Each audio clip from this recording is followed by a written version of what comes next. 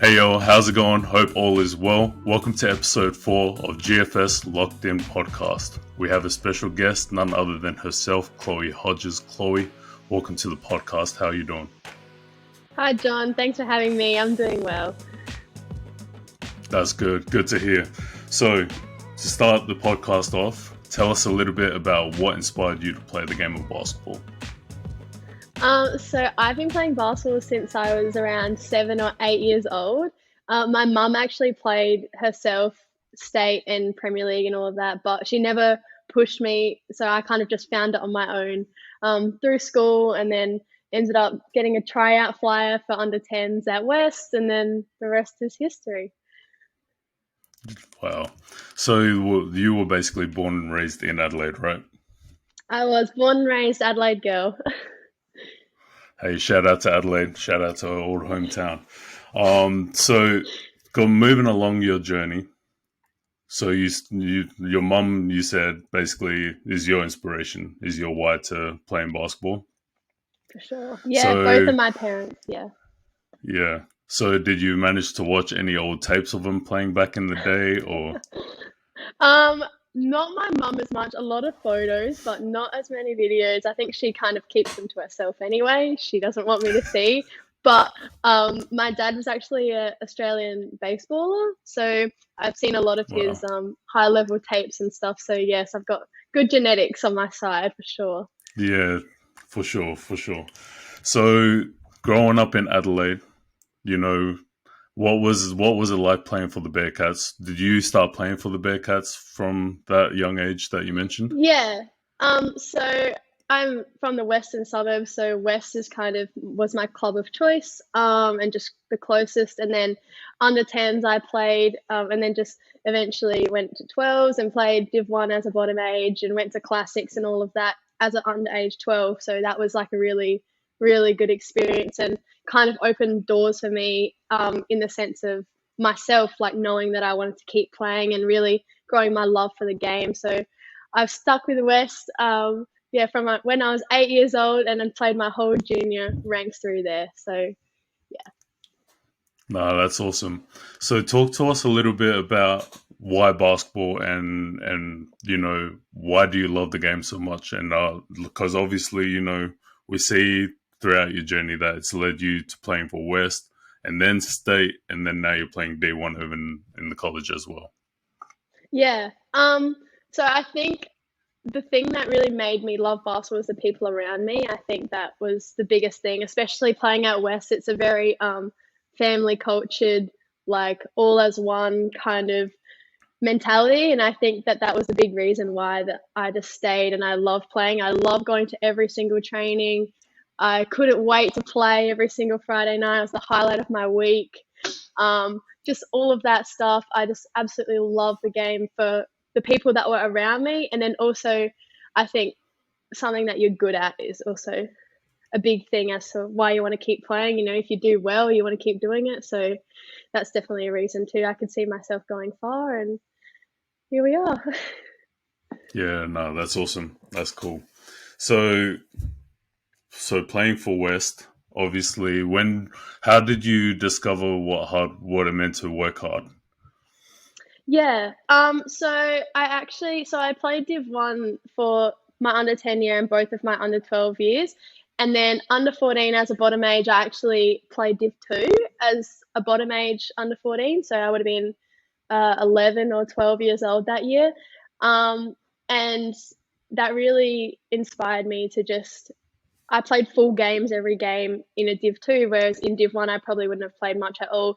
So that, I think, was actually the key year for my development. And I really grew a lot that year and had to work really, really hard to prove myself. But then also on Friday nights I would have to play full games. So that was definitely the biggest year, because I think the best way to learn and grow as a basketballer is to really play full games. So I think that really allowed me to learn a lot. Yeah, 100%. So moving on, talk to us a little bit about state and how, because you played SA Metro, right? Yeah, so I played for SA Metro as a top age under 16, top age under 18, and then under 20s. So I went to 3 nationals. And it's just always just such an honor. And the process is so big. It's like a 7-month like trial and training process.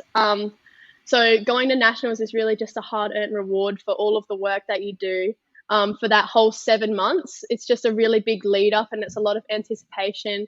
Like everyone from the state, from the country, colleges, they're all watching, like all eyes on you. So it's a very high pressure cooker environment. But the whole 10 days is just such a whirlwind away. And one of the highlights of my career is definitely playing for my state. It's just such an honor. Yeah, 100%. No, that's awesome. That's really cool. So through state, is that how you managed to get your scholarship, or how did you get your scholarship to Drexel? Yeah.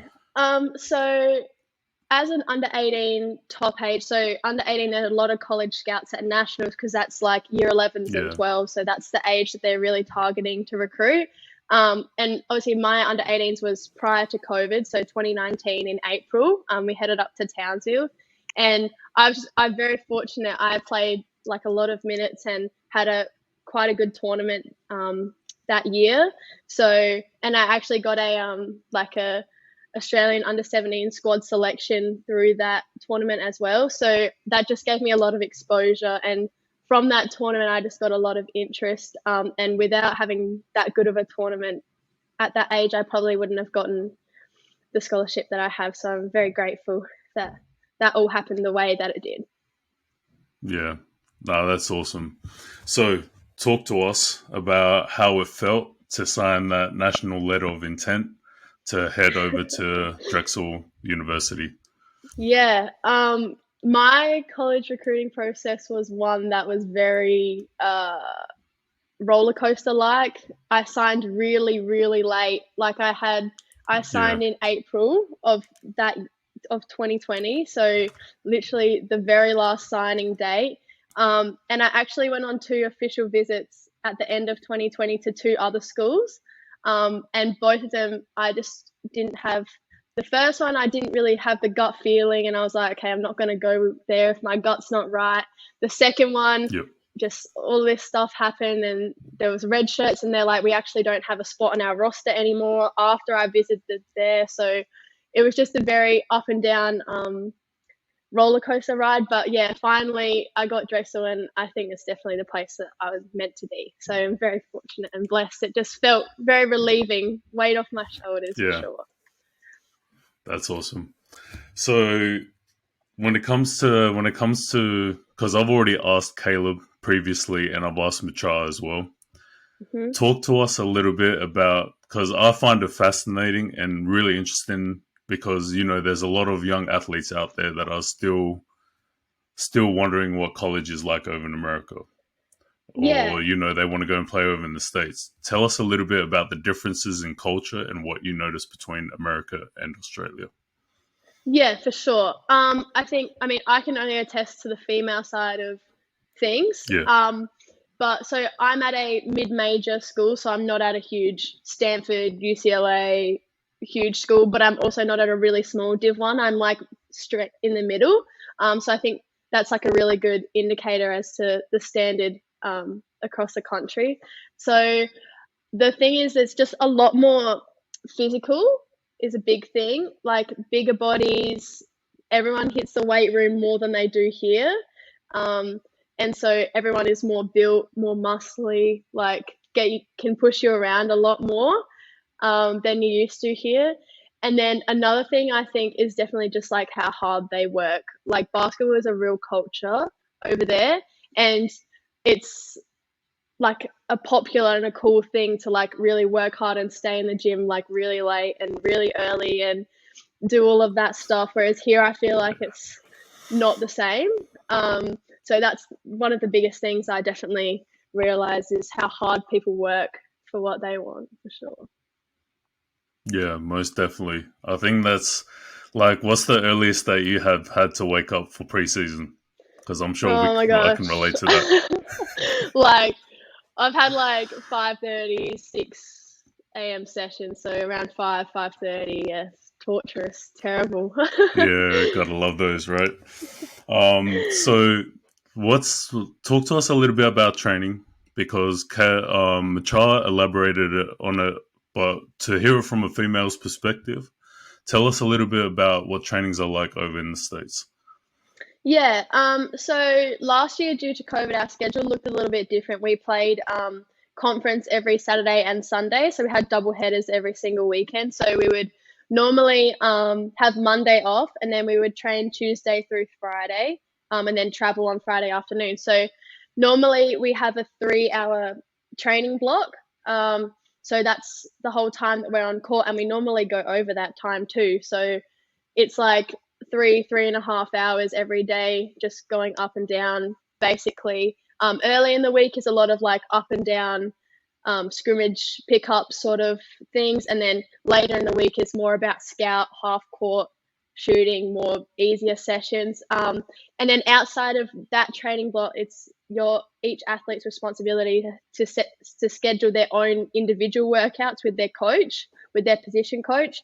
So that would be, I would do that like for half an hour before practice every day as well, just a one-on-one like workout.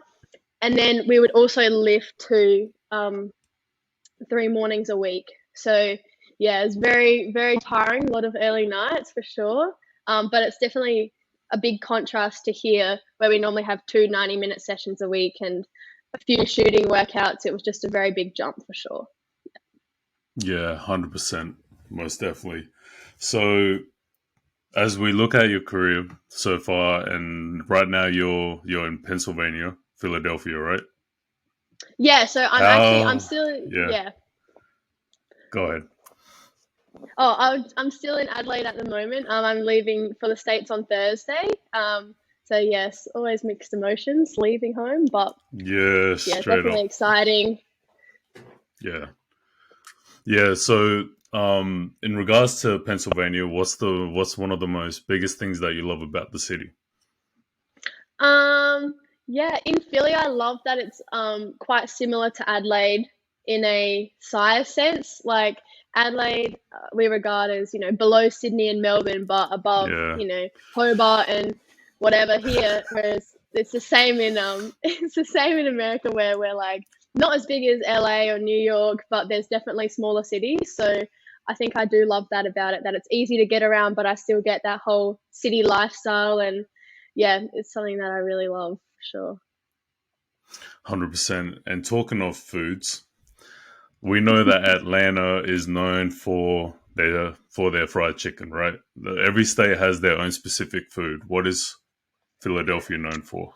I believe they are known for the cheesesteak. I've never had one. I don't really plan on having one. That's true. But apparently a Philly cheesesteak is like a really big deal. So yeah, wow. Yeah, that's right. Yeah, that actually rung a bell just then. Yeah. So yeah. So when it comes to college, like, do you feel like your game has propelled to the next level because of college, or do you feel like it's just stepped up a notch from what state has done for you?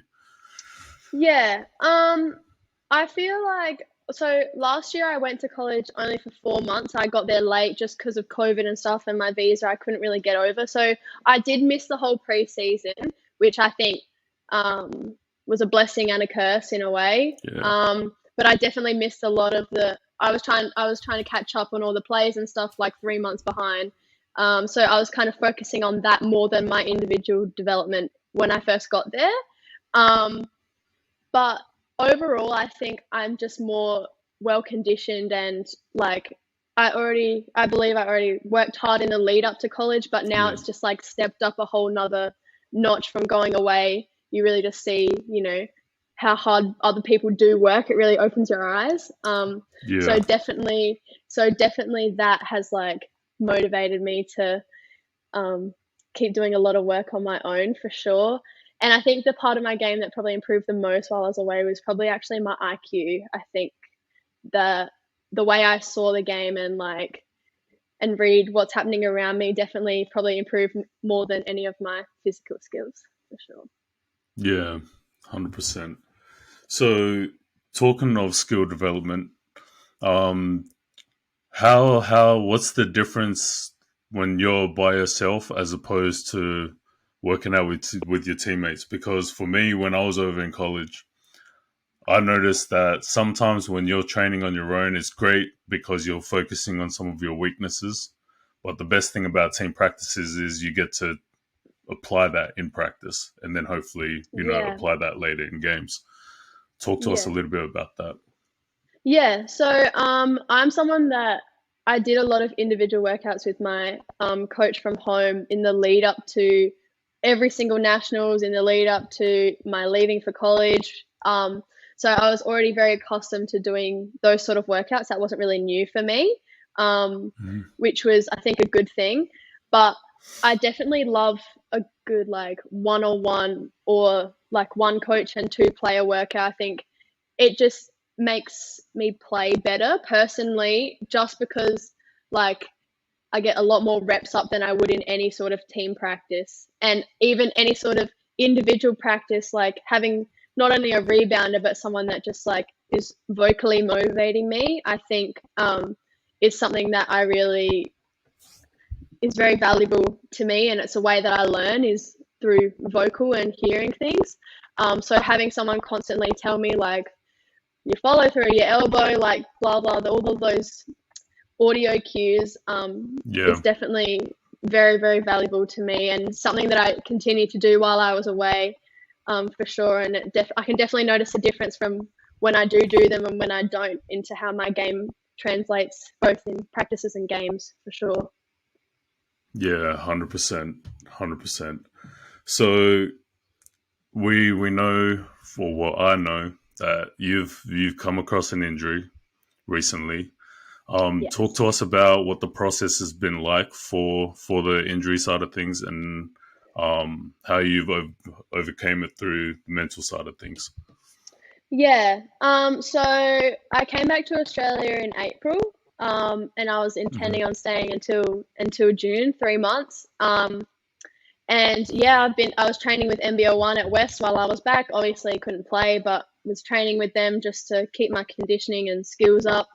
Yeah, and then just the last training before I was set to leave back to college, I just the typical like fast break layup and just collapse on the ground. And I knew it was my knee. I heard it pop, but I thought I was being a bit of a drama queen. I was like, oh, that's just pathetic. Like that's not didn't really happen, whatever. Because I've never had any sort of serious injury before, um, Right.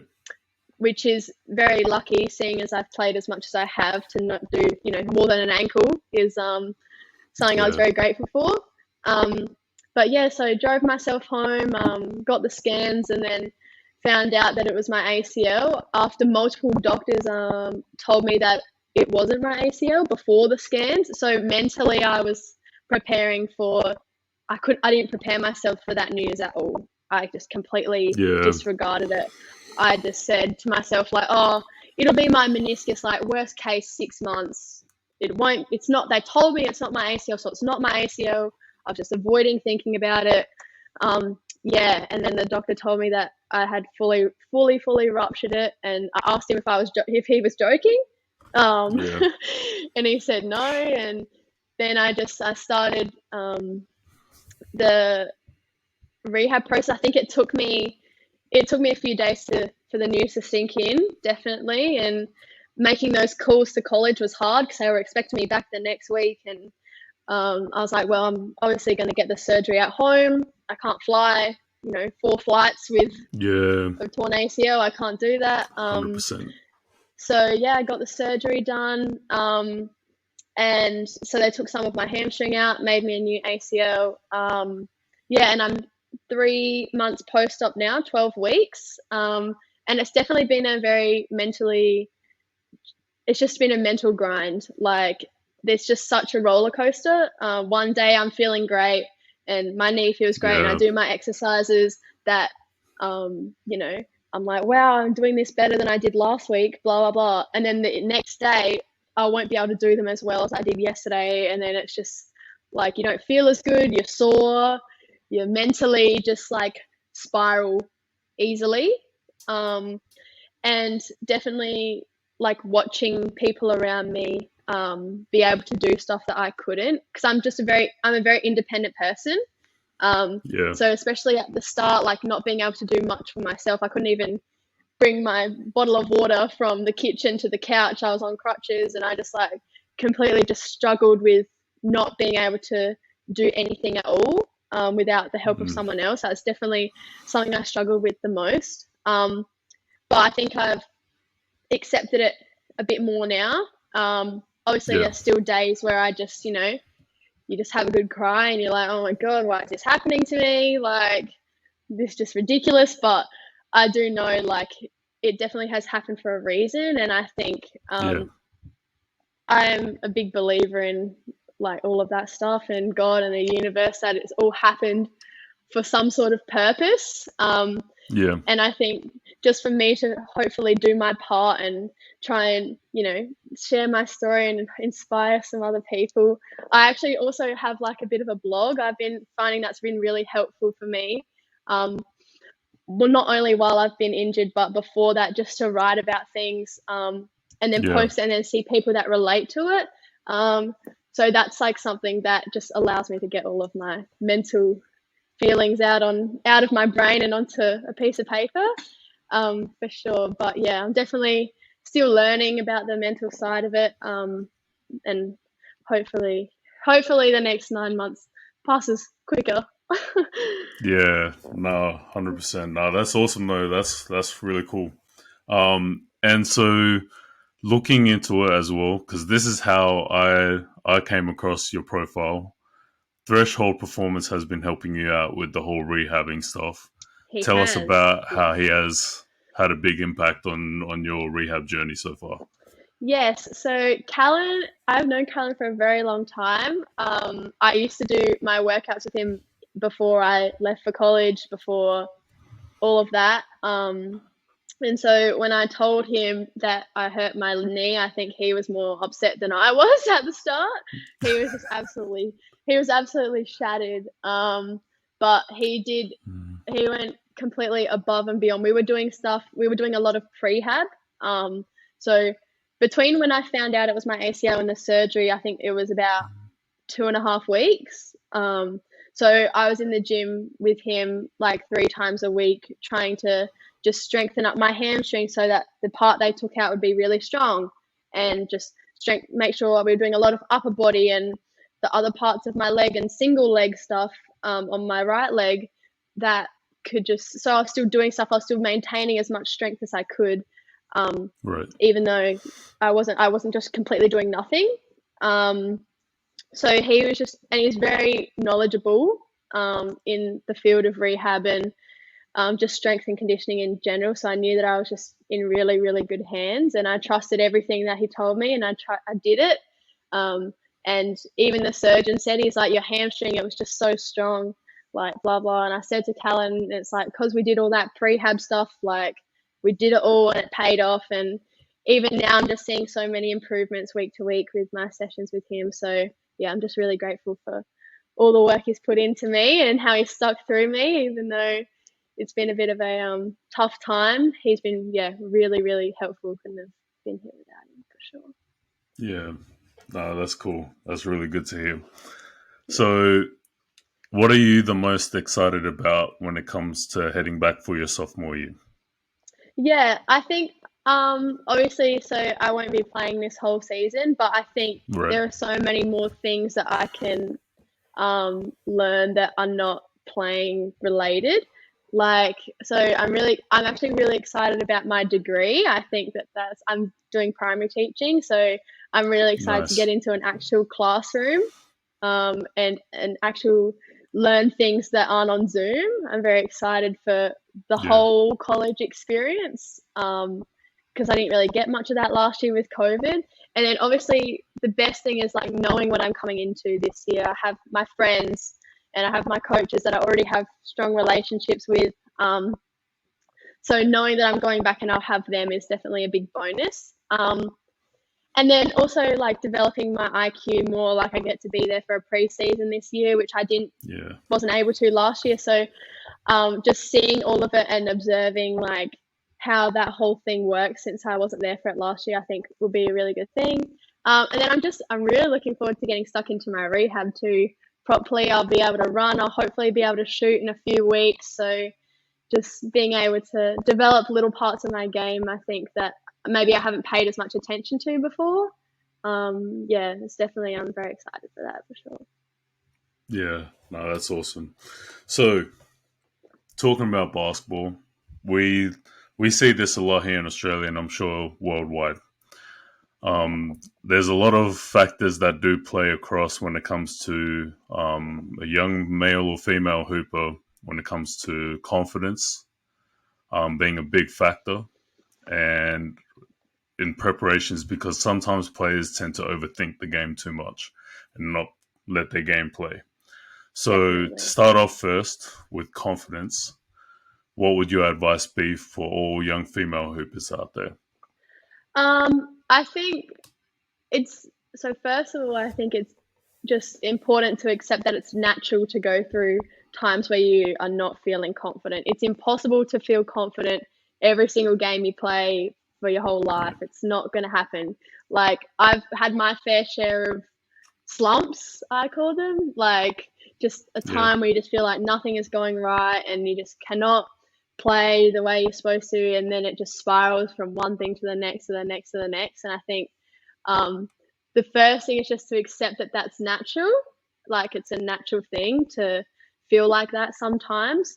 But the flip side to that is to not uh, try and make it as short as possible, your slump.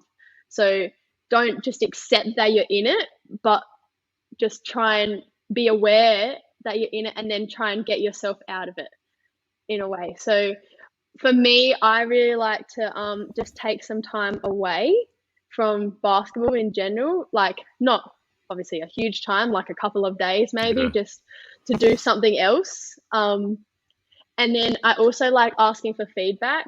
That's a big thing. I really thrive off the feedback of the people I trust, whether yeah, it be my coaches or even like some of my teammates that are my friends. I'm like, what can you see like that on court? Like, what are you? Why am I doing this kind of thing? Um, and I think feedback can definitely be a huge thing that's of advantage. And it's all around us. So I think if we use it in the right way and listen to the right people, it's just a really valuable resource, definitely, to help our confidence. And then also, I think as females, is big thing is we tend to like think of all the things we're doing wrong automatically in terms of yeah. like we would have had sometimes if you have 10 assists but you miss all of your layups, you focus on all of those missed layups even though you had 10 assists. So I think Mm, another thing is stepping back and giving yourself credit for the things that you did do well, is also a big thing to increase your confidence, because it's highly unlikely that you would play like all of these games without doing a few things right. So just to right. accept the things that you're doing well and try and focus on them more, um, is definitely, yeah, something I do that helps my confidence. Yeah, no, that's solid advice. That's dope. And also, what do you do before games? Because some people, they will either tend to pray, they will either meditate, or read a book even before games. What do you do before Mm. games to help you prepare for games? Yeah, obviously it depends whether, what time of the day, all this stuff, but definitely at nationals, I think, if we had a game in the afternoon, like 4 p.m. kind of onwards, I would always try and go for a walk in the morning. I think put my headphones in, just go for not anything hard, but just something outside with some fresh air. Um, is like half an hour, just an easy walk. Definitely just got my body moving, got some endorphins flowing through me, like just made me feel good. I don't like shooting on game day. That's the thing that's like really, I don't know, I just don't. I'm like, if I've done all the prep, I don't like shooting on game day at all. Yep. But that's something that, a lot of people disagree with. They love getting their eye in the morning and playing at night. But personally, I just would rather chill and not focus on basketball for the day, and then Right. focus on it at night. I think it just resets my mind and helps me to come into the game relaxed. And where I find when I'm relaxed and have fun, I play better. So definitely just trying to do some things during the day that are just unrelated to basketball, like maybe watch a little bit of film, but not really. Yeah. Just try and focus on things that are unrelated and try and stay outside as much as I can. Definitely some fresh air. Yeah, 100%. And everyone has their own way of prepping before games too. For So sure. that's really cool to hear it from your perspective of how you prep up for games and also what builds your confidence because, I do coach a couple of girls in the academy and, it's good to learn these type of things because then that's what I can help them apply. Or that's what I can do to help them Definitely. apply that as well. So, no, that's awesome feedback. But before we end the podcast, um, firstly, have you got any advice for, whether it's female or male hoopers out there? What have you got any advice or wisdom or knowledge for them?